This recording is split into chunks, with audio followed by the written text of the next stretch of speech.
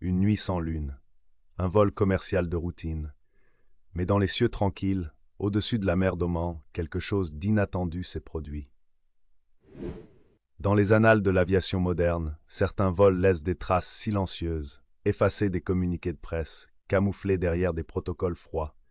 Et pourtant, ces événements changent à jamais la perception des cieux. Aujourd'hui, sur Essence des mystères, nous vous emmenons au cœur d'un récit réel, glacial et inexpliqué.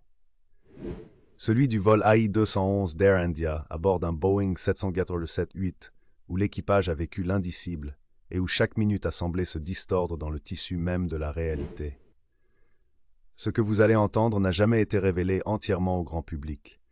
Entre témoignages modifiés, boîtes noires mystérieusement illisibles et passagers portés disparus avant même l'atterrissage, ce vol a toutes les apparences d'un mystère, que quelqu'un tente désespérément de faire oublier. Dans ce récit divisé en 3 parties de haute intensité, nous explorerons tout: les heures critiques dans le cockpit, les signaux étranges captés par la tour de contrôle de New Delhi, les fuites d'un agent interne d'Air India, et surtout ce que les passagers ont vu ou cru voir à travers les hublots en plein vol. Si vous aimez les récits qui vous hantent bien après avoir éteint votre écran, alors préparez-vous. Abonnez-vous dès maintenant à la chaîne Essence des Mystères et activez la cloche, car ce que vous êtes sur le point d'entendre, personne d'autre n'ose le raconter. Un like, un partage et votre soutien propulsent cette enquête vers d'autres vérités cachées.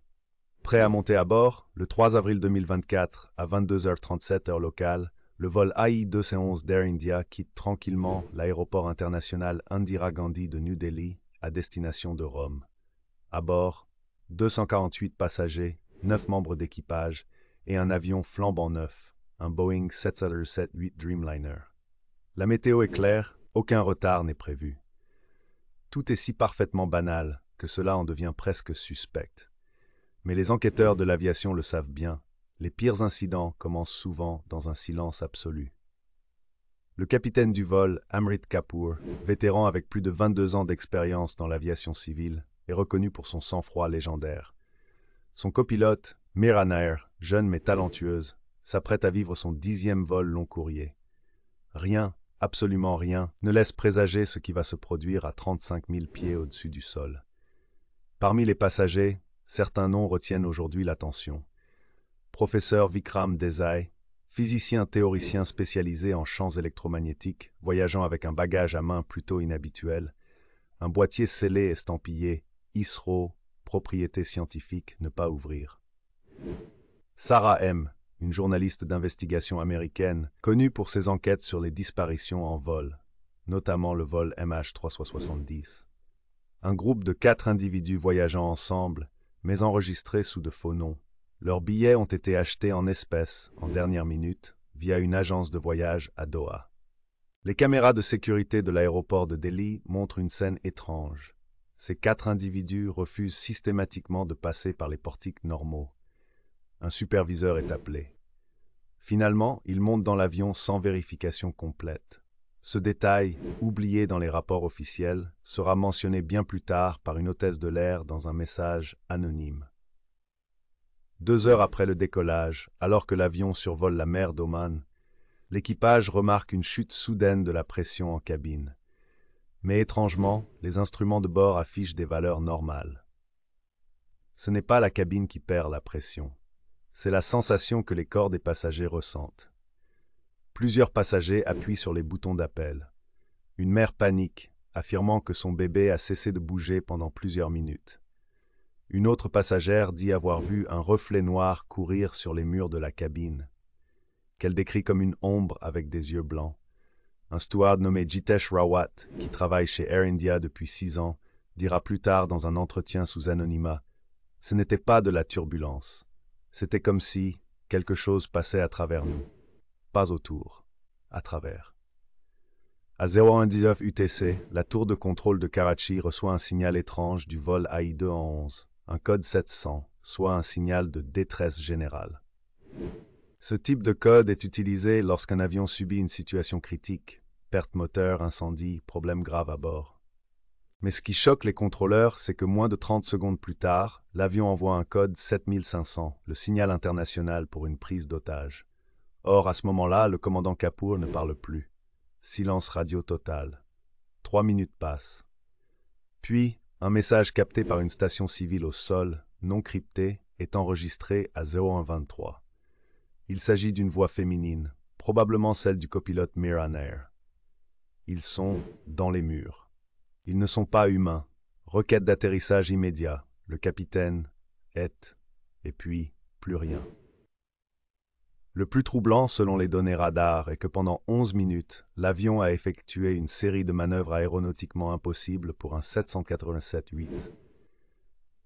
À vitesse de croisière, l'avion perd 10 000 pieds en 30 secondes, impossible sans perte de structure, se stabilise à une altitude de 25 000 pieds, puis effectue une ascension verticale pendant 9 secondes avant de se repositionner sur son cap initial. Les radars militaires pakistanais, saoudiens et même américains enregistre ces mouvements.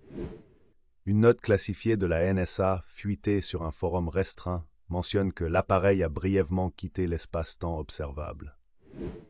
Les experts diront plus tard que les boîtes noires montrent un vide de 7 minutes, comme si l'avion avait volé dans un espace sans enregistrement temporel.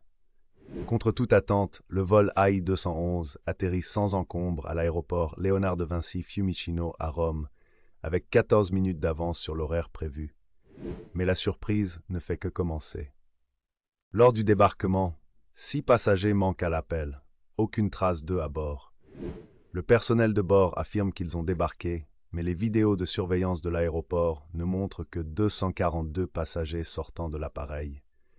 Pire, les noms de ces 6 personnes sont absents du manifeste officiel envoyé par New Delhi, mais bien présent dans la liste initiale enregistrée par la tour de contrôle. On apprend aussi que le professeur Desai a été exfiltré par une équipe gouvernementale italienne dès sa sortie de l'avion, sans passer l'immigration. Depuis, il n'a jamais réapparu en public. Le lendemain, Air India publie un bref communiqué. Le vol AI-211 a atterri en toute sécurité à Rome. Un petit incident technique sans conséquence sur la sécurité a été identifié. L'appareil a été inspecté. Fin du rapport. Mais ce que personne ne comprend, c'est pourquoi cet avion est ensuite placé en quarantaine sur le tarmac pendant 12 jours, sous surveillance de l'armée italienne. Les techniciens de Boeing envoyés sur place sont remplacés au bout de 48 heures après avoir contacté discrètement des journalistes spécialisés en aviation. On ne les reverra plus.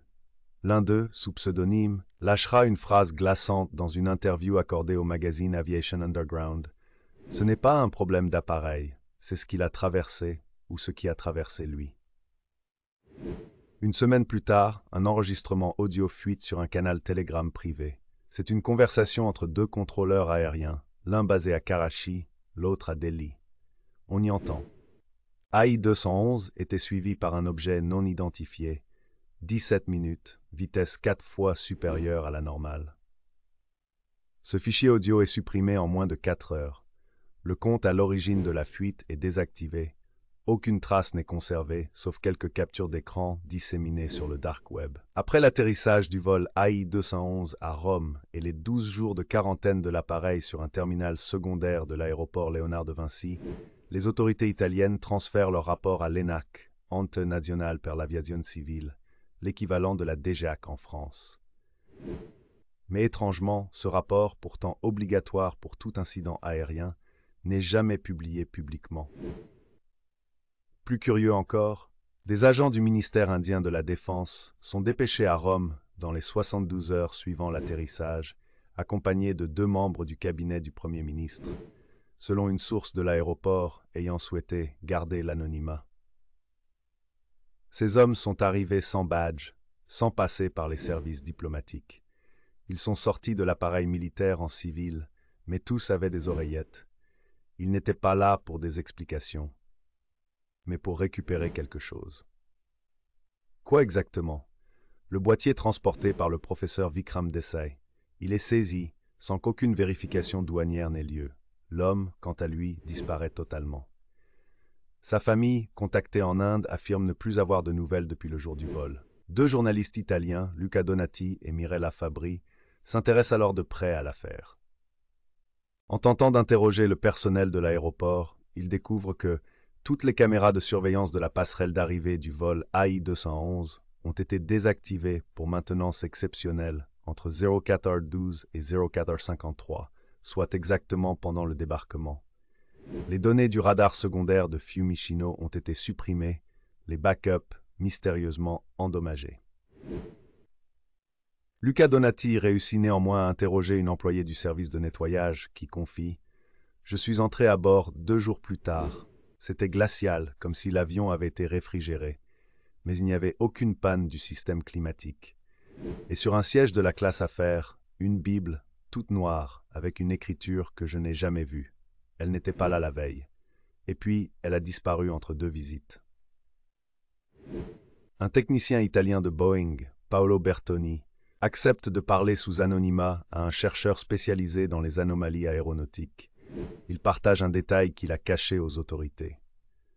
Dans le système de maintenance embarqué, le CBMA, un fichier compressé auto-créé à 01h27 UTC, soit pendant le blackout radio du vol. Ce fichier contient des métadonnées impossibles à produire manuellement, contenus, une suite de chiffres et symboles n'ayant aucun sens. Sauf pour ceux qui connaissent l'ancienne numérologie védique. Un expert du CERN, contacté discrètement par l'équipe de Donati, affirme « Ce n'est pas un langage humain moderne. C'est autre chose. Une forme mathématique cohérente mais codée dans une fréquence non perceptible, comme si le système de l'avion avait capté un message. » L'un des points les plus obscurs du dossier concerne les 6 passagers portés disparus. Officiellement, ils n'ont jamais embarqué. Mais selon une fuite de données obtenue via un ancien employé d'Air India, leurs noms apparaissent dans le manifeste original transmis aux autorités italiennes, puis effacés dans la version publique. Les 6 personnes auraient été sélectionnées arbitrairement ou non. Tous partageaient un détail. Ils avaient voyagé dans les 3 mois précédents vers une base militaire isolée en Inde du Nord, nom de code Agni 27, une ancienne base de tests nucléaires reconvertie depuis peu en centre de recherche climatique.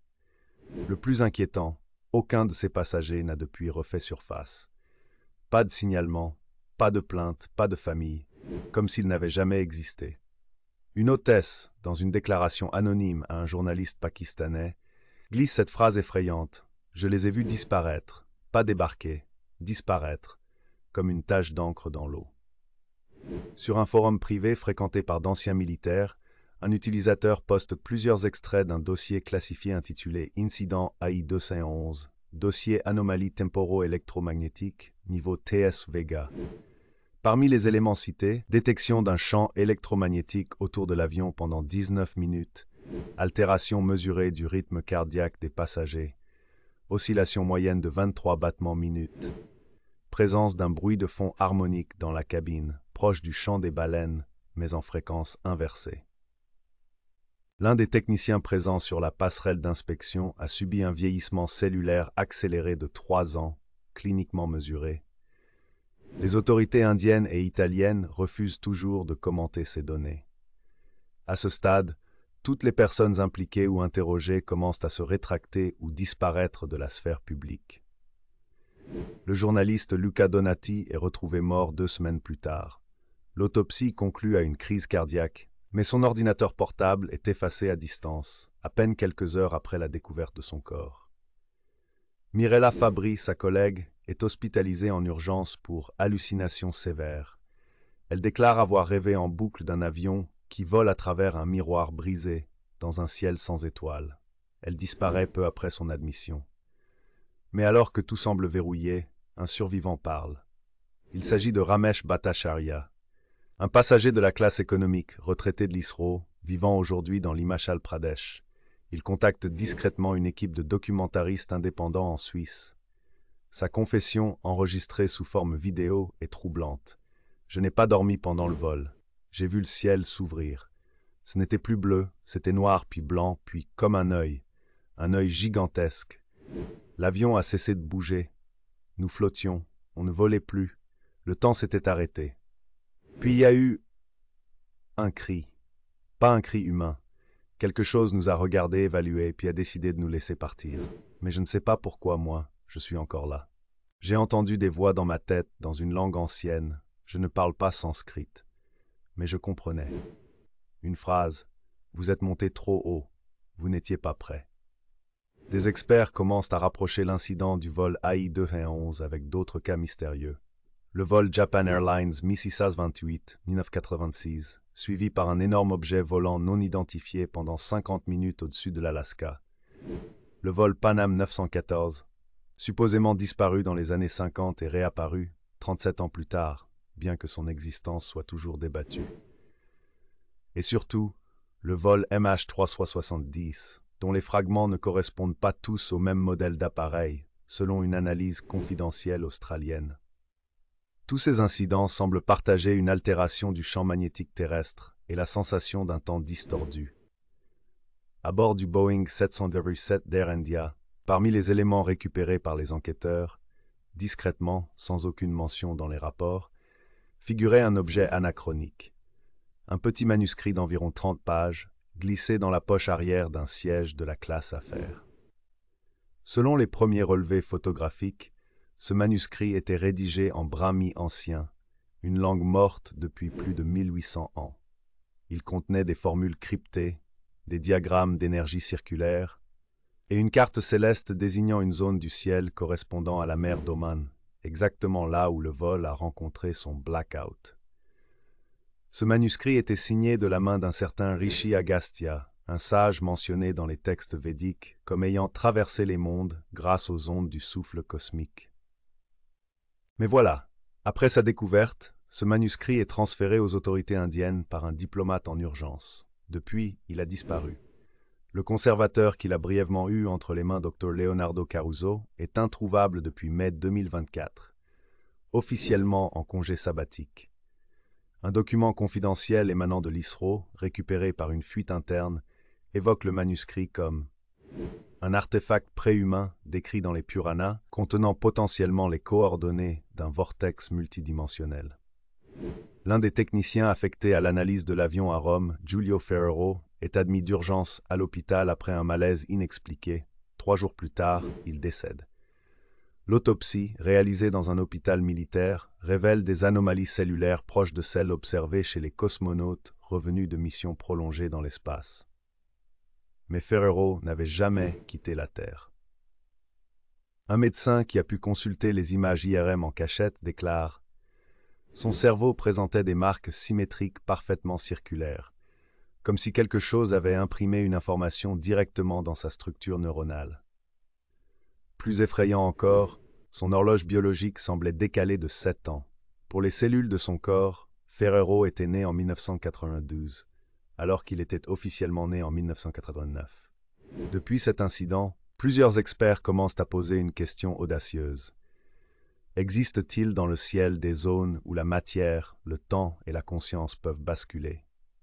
Le mystique Sri Bhadrananda, longtemps marginalisé, soutenait que certaines fréquences sonores, appelées Nada Brahma, pouvaient ouvrir des fenêtres vibratoires dans l'espace. Il mentionne notamment des alignements qui se produisent tous les 11 ans dans l'hémisphère Est, coïncidant avec des incidents aériens aux circonstances étranges. Or, selon les calculs d'un astronome indien, le vol AI-211 a traversé exactement l'un de ces points le 3 avril 2024. Nom ancien, Pashupata Dritya, la mâchoire d'énergie inversée. Une découverte ahurissante a été faite par un ingénieur acousticien de Boeing appelé en renfort. En analysant les vibrations internes du moteur droit du 707-8, il capte une onde sonore rémanente, présente bien après l'atterrissage. Il la filtre, il l'amplifie. Ce qu'il entend, une série de sons graves, rythmés et répétitifs. Un moine tibétain sollicité pour l'analyse reconnaît ces sons comme une variante ancienne du mantra de Kalachakra, destiné à s'orienter entre les mondes. Mais aucun haut-parleur ne diffusait ce son à bord. Cela ne s'arrête pas là. En repassant l'enregistrement à l'envers, à basse fréquence, une voix féminine en sanskrit murmure « Tu es allé trop loin. Reviens. Reviens avant qu'il n'arrive. » La question qui hante tous ceux qui ont étudié l'incident du vol AI-211 est simple. Que s'est-il passé pendant les 7 minutes de trou temporel? Et surtout, qui ou quoi a été rencontré? Certains parlent de formes de vie non organiques vivant dans une autre dimension vibratoire. D'autres évoquent les Devas, entités lumineuses citées dans les Védas comme ceux qui guident les voyageurs des cieux. Mais d'autres encore, plus sombres, évoquent les Rakshasas, des entités manipulatrices habitantes d'un entre-deux vibratoire, cherchant à entrer dans notre monde. Une analogie est souvent utilisée. Le vol n'a pas traversé une zone. Il a été scanné, comme si quelque chose cherchait à comprendre qui nous sommes, avant de décider si nous étions prêts. Et si le vol AI-211 n'avait pas été une erreur, mais une expérience contrôlée.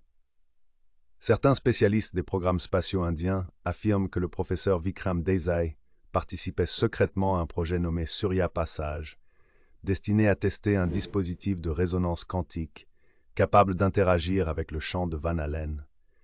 Ce champ, selon des théories récentes, pourrait servir de filtre naturel entre les réalités. Le boîtier qu'il transportait aurait émis une onde involontairement, ouvrant une fissure dans ce filtre. Est-ce pour cela que les 6 passagers ont été effacés? Avaient-ils été ciblés ou choisis? Le 11 mai 2024, un vol identique, AI-211, est programmé pour refaire exactement la même route. Mais à 7 minutes du décollage, l'embarquement est suspendu sans explication. Les passagers sont renvoyés chez eux. Le motif? Conditions météorologiques défavorables. Or, le ciel est clair. Un technicien de l'aéroport de Delhi confie à un média local: ils ont reçu un appel crypté. Le commandant a lu un message, puis a pâli. Il a dit « pas encore, ce n'est pas fini », et il est sorti sans un mot.